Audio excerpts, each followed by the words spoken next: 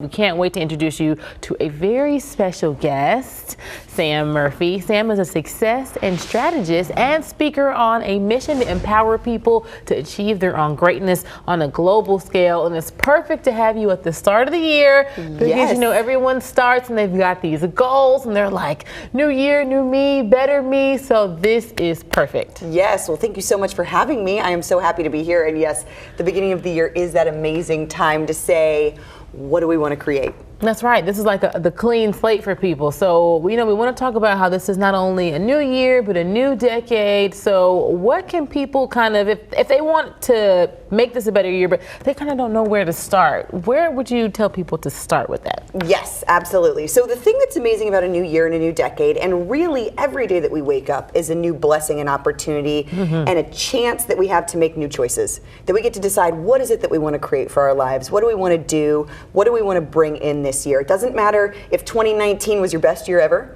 or you couldn't wait for it to end, which is probably some of both, I can relate, but really getting clear on that vision of what do we want to create and bring in 2020. A lot of times we won't take that time to sit and get intentional with what do we want to create, and not just professionally, but personally as well. What do we want finances to look like, relationships with partners, children, spouse, so sitting down and taking the time to say, what do I want to create, and how do I want to feel, and what do I want to really bring in for myself this year, and knowing that absolutely anything is possible. Yeah, and I think it's a good point that you bring up. A lot of times, at least I know I can say for myself, you focus on the career and you know how to map that out, but then you get to other parts and you're like, oh. Right. We so often forget that life isn't just one category, right? It's a holistic, pie, if you will, with spirituality and family and finances and job and business. So really looking at what do you want to create in all areas of your life? Because sometimes we will focus on one, which could then unconsciously sacrifice another. So really being clear on how do you want relationships to look like? How do you want friendships to look like? How do you want to feel in all different areas? And then going from there. Now, you've got some people who are going to say, hey, look, I'm already clear on the what I want. So now what should their next step be? If they've already got the foundation of like, okay, they've got these compartments, they know what they want, but what do they do now? Yes. So once getting clear on that vision of what you want, I like to ask people to just check in and ask yourself, why do you want it? Sometimes we're operating out of this, I should do that. I should do that because that would make my parents proud, or it's what I have to do. And so really checking in of why do we want something? Because if we can get clear on our why, this also helps motivate and propel us forward when the going gets tough, or when we wake up one day and we're like, I just don't really feel like it today, because that's going to happen. Oh, yeah. So if we're clear on the why, not only does that help us maybe cross some things off the list that we're doing out of fear, obligation, or guilt that aren't really ours and our true desires, but getting clearer on that. So what do we want, and then why do we want it? And starting to map out, okay, what would be required then? What would be those steps to start to make that happen? And that really also touches back on just being intentional. I know a lot of people are wanting to be more intentional with their time and how they spend it and the people they spend the time with. And so that all just kind of sandwiches together. Just knowing why you want to do something can help make those future steps more intentional. Yes, absolutely. Now, for people watching who are kind of hoping to maybe take more spontaneous and confident steps in the new year, how would you direct them? Of course, confidence is something I get asked about a lot, because who doesn't want to have more confidence, right? If we said, what would I do with more confidence? And really, there's a lot of research around the topic of confidence, and it all points towards what's called the confidence competence loop. And what this means is that as we get more confident, we gain more competence, and competence leads to having more confidence. So people say, great, where do I jump into the circle? right. It's going, and it's like, it's like seeing double dutch, and you're like, all right, at any moment, I'm gonna jump in. I'm gonna jump in. Totally. So how do we jump in? Right. So if we can look at confidence is simply a decision to try. Things don't have to be perfect. They don't have to work out the first time. But if we can kind of reframe and look at confidence as, am I willing to try? Am I going to try? Because when we try, one of two things happen. We either succeed or we survive. But in that survival, we learn. And as we learn, we gain skill. And as we gain skill, we gain competence. So if we can start taking action, when we feel that fear rise up, which we all do and will have, that fear rise up that gives us that hesitation or that self-doubt, realizing that when fear rises up, that part's normal, but your power is in your choice of whether or not you're gonna let it stop you, or you're still going to act and go with that confidence piece of just being willing to try. Once trying, you're learning, you're gaining more competence, and naturally that will get easier and easier to do. Yeah, and just kind of knowing that through all experiences, you're not really losing anything. I think people fear trying something new because they don't want to look dumb, or they don't want to be embarrassed. But like if you think of each one as like a learning experience, and technically it might be kind of unpleasant, but you're not losing anything. 1,000%, you're absolutely right. There is so much of that, oh, what are they going to think of me, or how will I look, or maybe I won't fail. And that's where that why can come back into, the why do we want it, that motivation of, if you can remind yourself, well, this is why I want it. This is what I want to provide for my family or my children, or this is what I'm doing. So you can have that why, and then also come in and realize we're going to learn.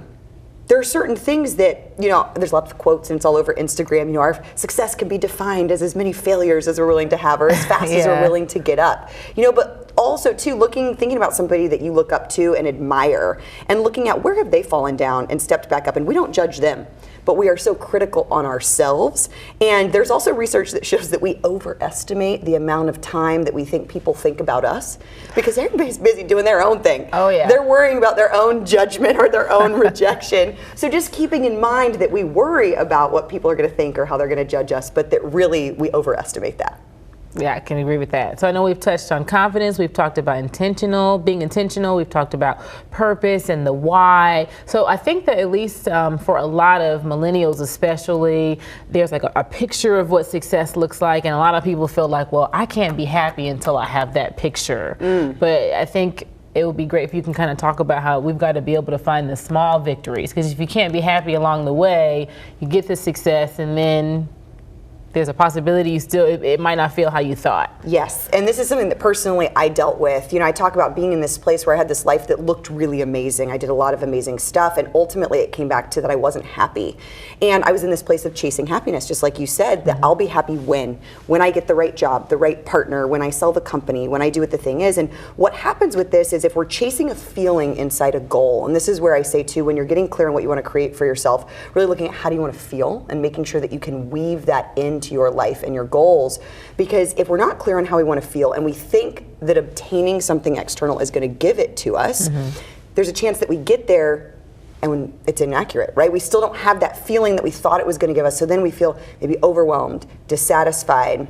We feel like something's wrong with us, because we should feel happy, we should feel.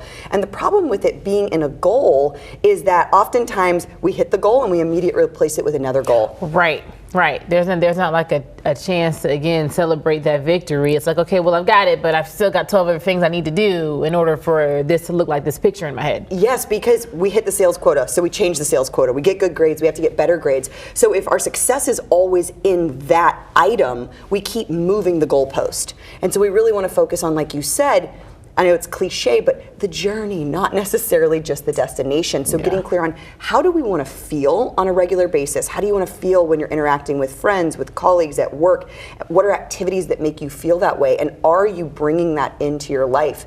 Studies show too that if you can raise your optimism and your social surroundings, and you can change the way that you look at problems as challenges rather than an obstacle or in a negative way. So basically changing to just a more optimistic mindset, that overall your success and happiness scores go up. And that can be something that studies, this is science, I'm not just saying it because people are going to say that is not going to work.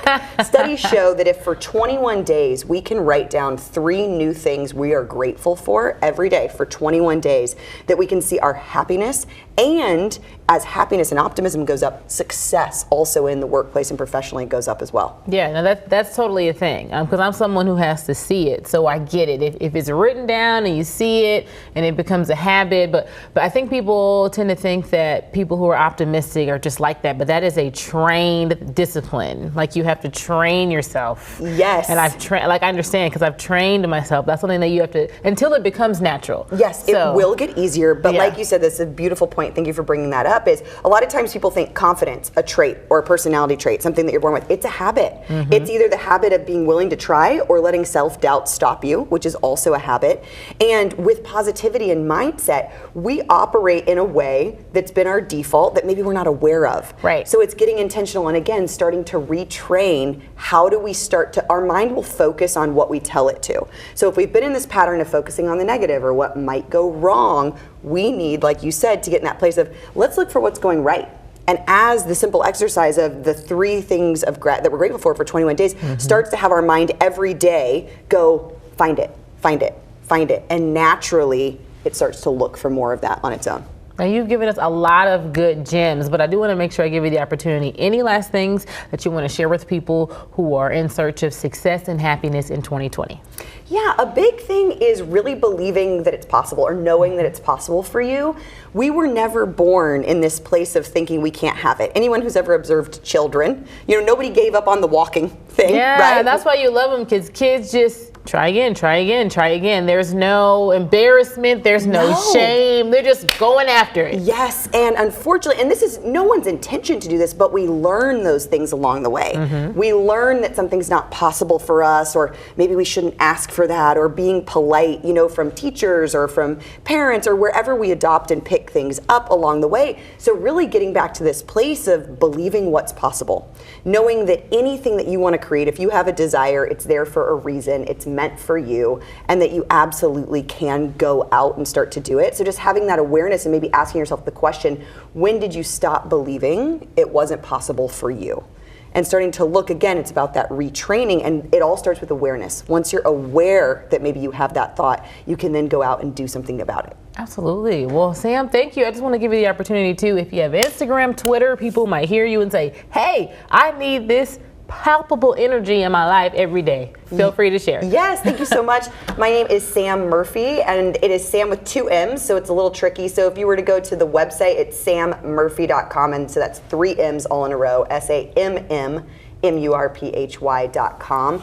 Or on Instagram, it is @_ Sam with 2 M's, Murphy, MURPHY. And you can also find me on Facebook @Samm Murphy Success. Awesome. Sam, thank you so much for being here. Just the whole energy in the studio changed. I love it. Oh, thank you so much. And I hope it was helpful. And please reach out to me with any questions that you may have. Yes, anytime you're in Jax, you have to come stop by here. You bet. I would be honored. Thank you so much. Thank you, Sam. And if you want to learn more about Sam, she gave you all her info, but we do have a link below because we don't want you to miss out on all those gems.